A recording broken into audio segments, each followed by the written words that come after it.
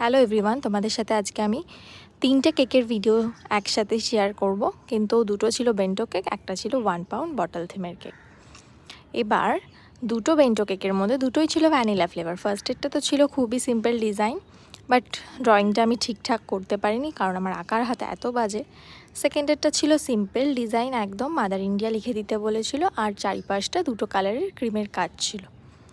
Second কেকটা করার পর তারপর হচ্ছে মেইন যে কেকটা 1 পাউন্ড, আর ডিজাইনটা একটু অন্য রকমের, বাট কেকের তুলনায় বটলটা ছিল অনেকটাই ভারী।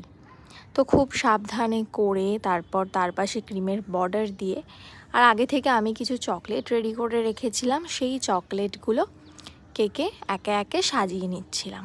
কেকটা কিন্তু 1 পাউন্ডেরই ছিল, বাট বটলটা দেখতে পাচ্ছ যে কতটা বড়। তারপর একে একে Oreo biscuit, chocolate, heart chocolate, KitKat, আর সাথে চেরি, ছোট ছোট কিছু সুগার বল, এগুলো অ্যাড করে নিলেই কেকের লুকটা কমপ্লিট হয়ে যাবে।